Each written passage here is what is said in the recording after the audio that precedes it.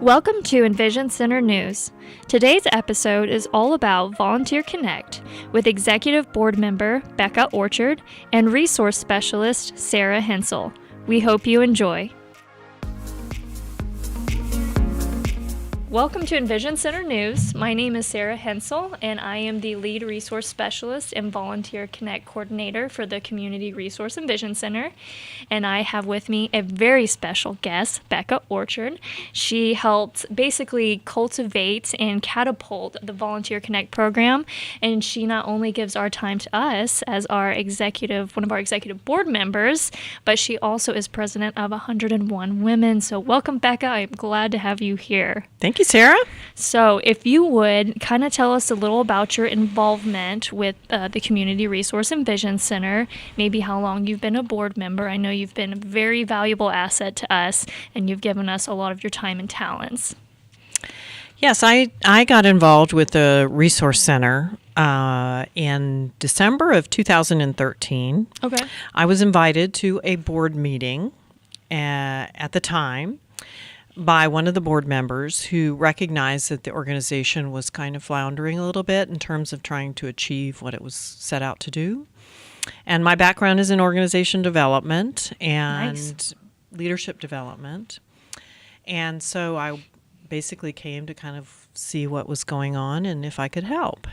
And it turned out, yes, I could help. And one of the first things I observed was that they needed a strategic plan. Okay.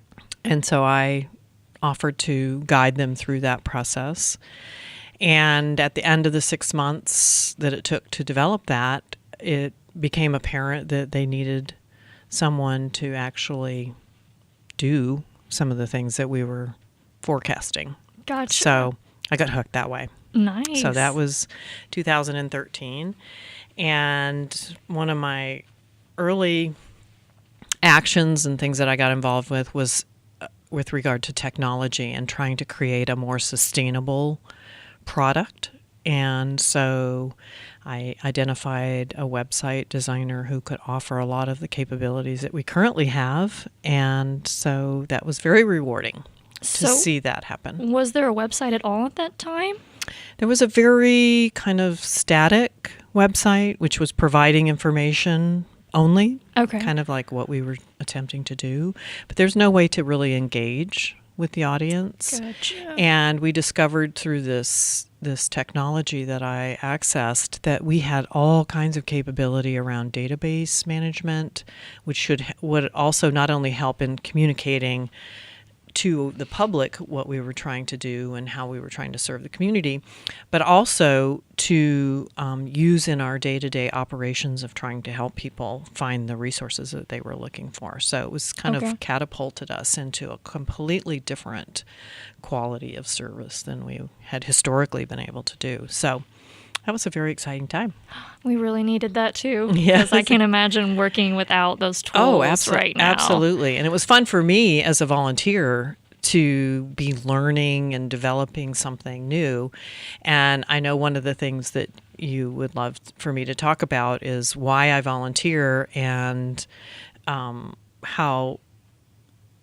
how that might impact other people who are considering volunteering. Yes. And one of the things I learned about myself in my volunteer work, both historically and in that situation, was that I love to create things and I love to problem solve. And so that was a real turn on for me, was to be able to join an organization that had a need but didn't know necessarily how to fulfill the need. Sure. And that enabled me and gave me the opportunity to research and find talent and solutions to the situation that we were in. So for me as a volunteer, that was one of the things I was looking for. That is really cool. Mm-hmm. So it came out of your desire for creativity and problem solving that you were able to fill that need. And one of the things I thought about in preparation for this conversation was a value for me in volunteering was liberty. Okay. Explain that. I like autonomy. I like being free to kind of solve problems and I feel like I have a good mind and a good process for trying to achieve whatever the end is. And so I don't know, it just speaks to me that I really like to take something on and come up with a solution that really works. My first volunteer opportunity was in 2000. I lived in Atlanta, Georgia, and Did you? I had my own consulting business. Okay. And I had worked for many years in human resource development, organization development. And I was in a situation where I didn't need to work, and I thought, I don't know why I felt drawn to just do something more meaningful. Yeah.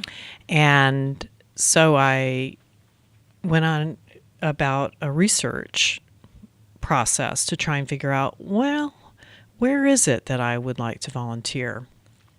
So for your audience, I would say this is a good place to start, is to sort of ask yourself, what is it that excites me? What is it that utilizes my skills and talents in a way that is meaningful to me, adds value to me, and obviously serves a purpose? So there was a national online search product called Volunteer Match that is nationwide. And so I just went on there, found out, and went on there and just started to get sort of opportunities presented to me. And I could go, yeah, no. Yeah. But something kept popping up. So I almost thought it was destiny, that I ended up volunteering with this organization called Stand Up for Kids. And it was an organization, it was an outreach program for homeless and street youth in Atlanta, Georgia. And my motive at the time was I just want to get my hands dirty. I want to engage with people. In fact, it's funny because I said I don't want to lead anything, manage anything, coordinate anything, because that's what I'd done in my career. I wanted a complete change. Did that end up happening then? No. I was like, usually that ends up happening. It's like you don't want to do something. And... Well, what happened to me was after about 6 months, the organization was kind of in a leadership crisis. Okay. And I'd really enjoyed getting acquainted, and I basically was going out in the community and trying to develop relationships with the community, which I absolutely loved, and also to serve the kids that we were finding and helping. And it turned out that I had to ask myself, if you really want to serve, is it right for you to do what you want to do or what the need is? Sure. Yeah. So I think that's a dilemma that anybody who's looking to volunteer is asking themselves: should I serve myself and do what feels good to me, or do I respond to the needs of the community? And one of my roles in the organization was to recruit volunteers, because we were an all-volunteer organization. Okay. And so, my background was in recruiting, so that process was very familiar to me. And so basically when people were coming to me and responding to recruitment efforts that I was making to volunteer, it became really apparent to me over time that it's really important for people to find something that really calls them. Would you say that could be like a passion that they have?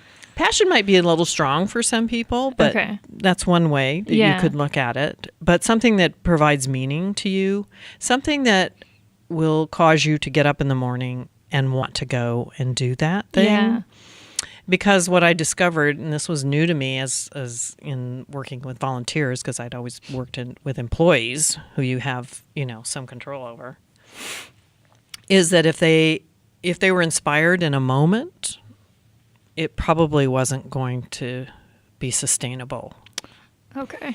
Right? Because some people respond to, for whatever, many reasons, they say, I gotta volunteer. I gotta do something. Like it's an emotion or feeling that just kind of comes and goes. Maybe. Right. Yeah. And so a lot of people would,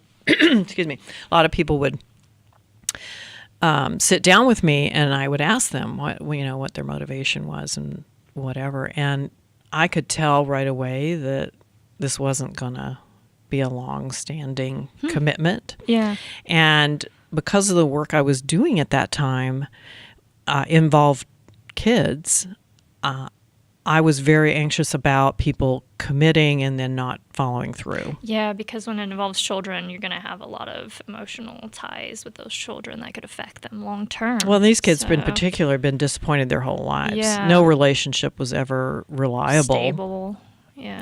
And so I didn't want to compound that by bringing volunteers into their lives who weren't committed. So Wow. it became really important Did to me. you end up having like a radar where you could kind of see if somebody was I all hate to in? admit this, but I started out very naive Okay. and optimistic. Like, everybody has the same level of commitment that I do.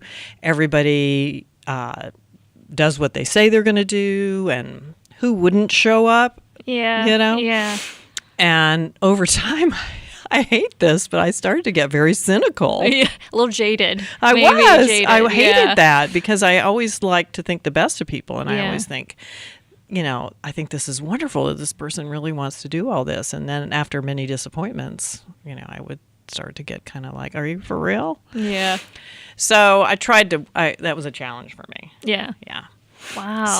So you have anyway. so much experience in volunteering that I didn't even know about, which is really cool. I mean, Yeah. It's a passion of mine to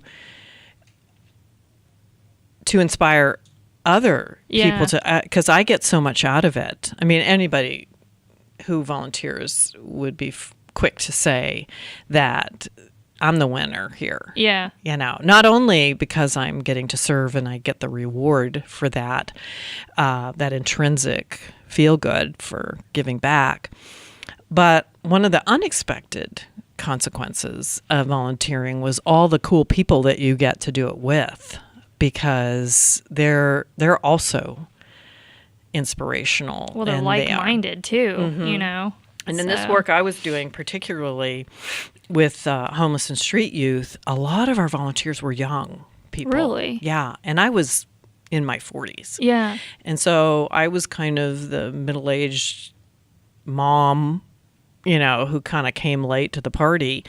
And all of these young people, whether they were high school, college aged, or just, 20-somethings, 30-somethings, and they really cared about these kids. And it just was so inspiring to me that these young people cared and were dedicated and would give their time. I think that's awesome. During the busiest times of their lives. Yeah.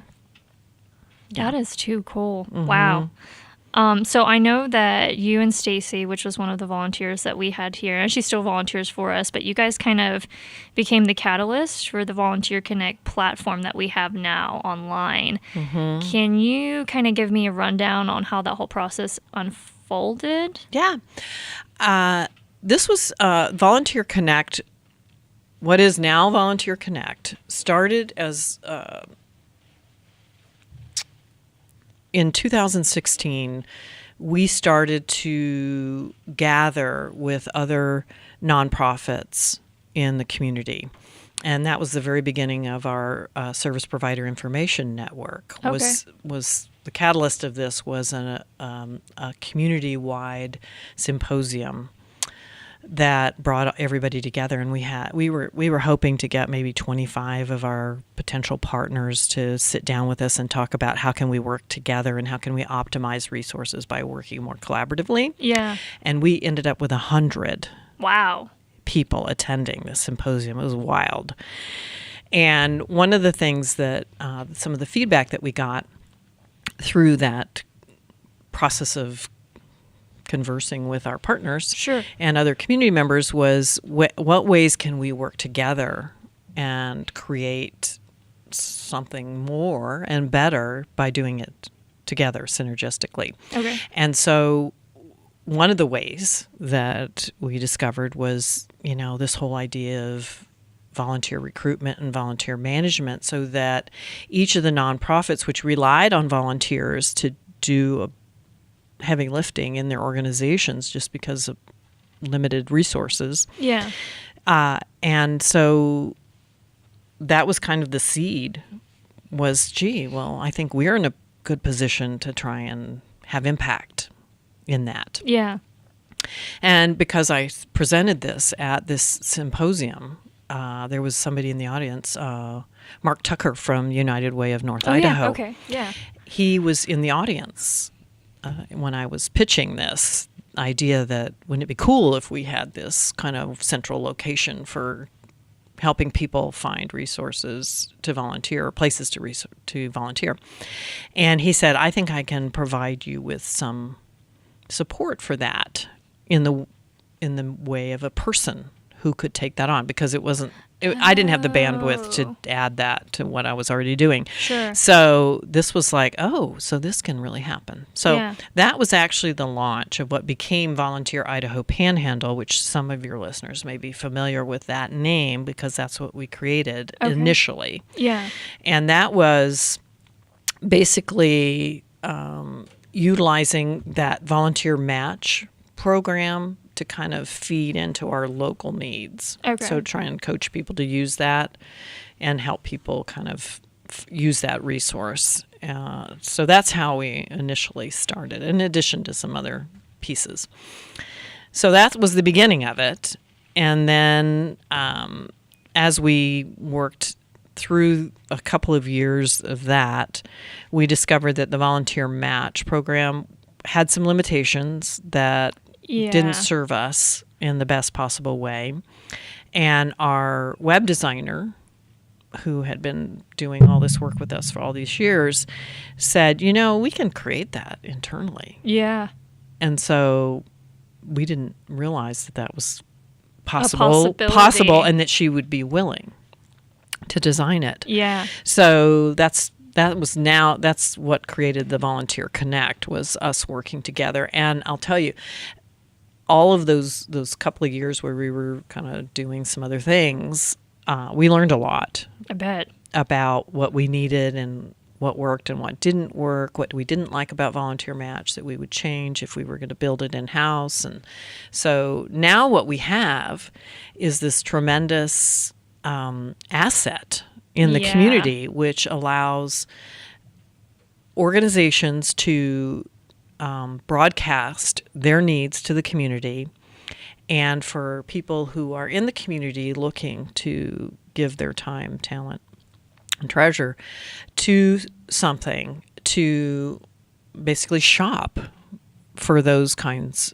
of things that they might be looking for, and to do it, from their home and without any commitment other than, shopping for possibilities and then discovering which one they want to pursue and making it easy for them to do that, making it easy for them to find out all the information they need to make a good choice. And then obviously having you as the coordinator some people like to do things on their own. Yeah, you kind of get a feel for, right. They say, no, I got this. Yeah. And then you have other people who need a little bit more hand-holding. Mm-hmm. Yeah. And they would like a little bit more coaching and assistance and whatever, and more information that might be available online. And so that's the service that we were hoping to offer people, is to say, whatever you need, we're all about making it easy for you to connect with whatever it is. And when we started it, it was a selfish thing because we needed volunteers. We were an all-volunteer organization at the time. So selfishly, we were having trouble recruiting people. And so this benefited our organization directly. But as the people kept rolling in, saying, I'd like to volunteer, and I discovered, I'm not sure this is really what you would like to do. So let me help you find other things. And because I was knowledgeable about all the other nonprofits in the community, I could say, well, how about this or this or this, after interviewing them and exposing really maybe their motivations. Yeah. And I would say, this isn't right for you, but maybe this is here. How have you considered this? And then helping connect them that way. So that was kind of the inspiration for how we became kind of the hub. I love it. It's such a great program. And I think one thing I like about it so much is it's local. And you don't have to weed through all the other stuff. There's no commitment to it or anything like that. You can, like you said, you can shop around. If you find out you don't really fit with this one organization, that's okay. There's no commitment. Go somewhere else and see where, the need needs to be met that you can fill. I think that's great. I think you guys have done such an awesome job. It's such a good platform. I'm so happy that you did it. No, I am too. And I think the organizations benefit because it's optimistic and naive to think that people are going to find you and your opportunity. Yeah. And especially, we have a lot of new people coming into the community. Oh, yeah, yeah. And they don't know where to turn. And so that is providing a service to the organization to say, let us put your organization and your opportunity in front of all those people who may, what you're offering them may be exactly what they're looking for. Sure. And they're not going to find you. Yeah. Necessarily. Unless you're out there. Mm-hmm. Yeah. Yeah. And it's up to us to market it to the public to say, if you're in this situation where you're looking, this is where you need to come. And you don't, and organizations don't want to miss out on that as well. I think that's a big thing that nonprofits deal with is trying to get volunteers. I think a lot of people can relate to that. And finding volunteers that fit, that really have a passion for what they're trying to do. So Volunteer Connect is kind of the answer to that.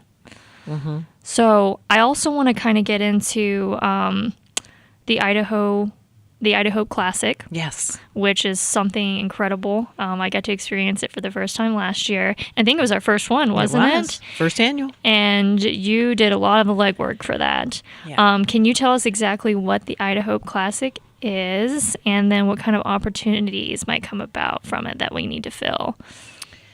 The Idaho Classic is a golf tournament fundraiser. The Community Resource and Vision Center was needing a kind of flagship fundraiser to raise more than just a few dollars. And golf tournaments are known to be, good money makers. And we have a very generous club owner, Bill Haberman, who offered the golf golf course. Yeah. Yeah. And the Idaho Club. And so everything that we get from the tournament goes directly into the resource center. Yeah. So that was a no-brainer. So basically it's one day. It's the Monday after Father's Day. I believe it is June 20th in 2022. And it takes an army of volunteers to run a golf tournament. In fact, it was really cool because it was our first. We were able to rally quite a number of people who were interested in helping. And we got tremendous feedback from the participants, the golfers, and just about how well run it was and how easy it was to participate and fun and all of those things. We actually sold out the tournament. The tournament was in June, and we sold it out in March. Yeah, that's right. I remember it going really quick. Like the tickets went super quick. So, and the sponsorships kind of came in that supported it. So we were amazed at, first of all, the generosity in the community, which I don't know why I'm amazed because it's just proven over and over that that's who we are as a community. So it was great fun, and I think people enjoyed volunteering too. That's the vibe I got too, is people really liked doing One it. of the things that I learned also in working with volunteers and recruiting volunteers is some people are just looking for kind of a one and done kind of experience. Yeah. And one of the cool things about Volunteer Connect, the way we built it, is you can filter, you can look at opportunities and focus on things that are important to you in volunteering. And one of them might be time. Right. How much time do I have to give? And a lot of times people don't sort of hesitate to put themselves out there as a potential volunteer because they're afraid of overcommitting. Sure. Yeah. And getting dragged into things that they don't really want to do. And that whole guilt thing, and it just sort of seems to happen. Yeah, yeah. So one of the cool things about Volunteer Connect, and in specific this Idaho Classic, is it's a 1 day. You can sign up for the day.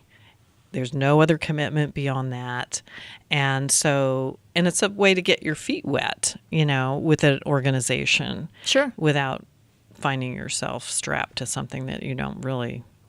More than you wanted to do. So the Idaho Classic is basically a 1 day event. Show up for the day and we'll put you to work doing a variety of different things.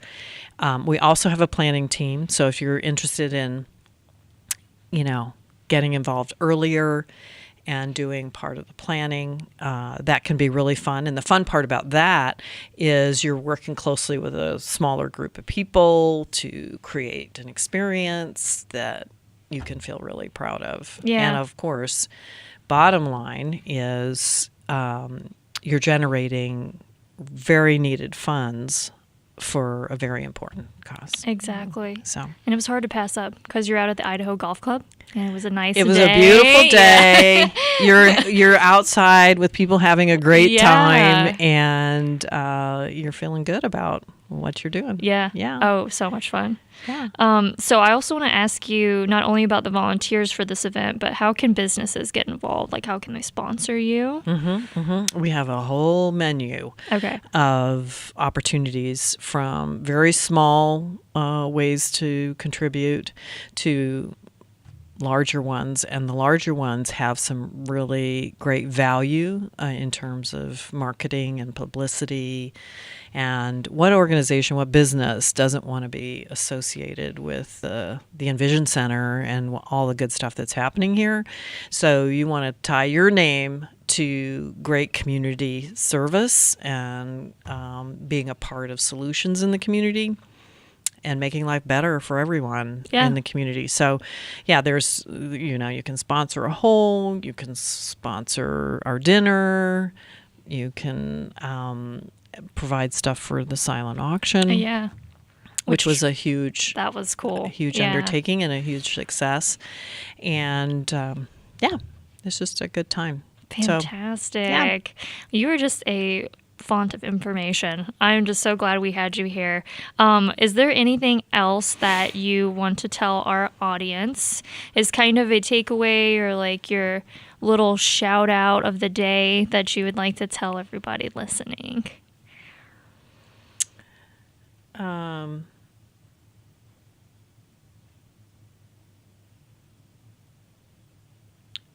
think that, I'm going to steal from Lennis, who is the executive director. And she just shared with me her vision for this year, her buzz. She has always a catchphrase for the year. And I think hers was, there is no opportunity without unity, or community without unity. Yeah. And I think that we're all in this together, and we all love this tremendous place that we live in, and that if we can make it better for everyone by giving a little bit more of ourselves, then I think that's a good thing. And I believe in the generosity of people, and I view the Volunteer Connect and the work that the Resource Center is doing as a way to facilitate people's generosity. Yeah. I believe that people just inherently want to give. They just don't know how. Sure. Yeah. And so it becomes kind of a barrier to giving. And so that's what we're all about, right? We're just trying to remove the barriers for people to do what they want to do. Yeah. That was fantastic. So, yeah, if you're looking for a way to get involved with our community, you can sign up for Volunteer Connect. It's going to be at crecidaho.com/get-connected, and you can sign up as a volunteer and kind of shop around and see what kind of opportunities are out there. And then if you're a organization, you can sign up and post opportunities that you are looking for assistance or extra hand with. And I'm always here to help. So if you have any issues or difficulties, you can always call me for any guidance. I'd be more than happy to reach out and kind of help you. And we just can't thank you enough, Becca, for just being so involved in our organization, especially as a executive board member, and just everything you've done for us, and just for kind of giving us some more insight into how Volunteer Connect got started. And yeah, we just look forward to the future and everything it has to hold. So it is my pleasure. Awesome. And as always, we will see you next time. Thanks for listening to today's episode. For more information, you can go to crecidaho.com. Please like, share, and subscribe. We will see you again soon.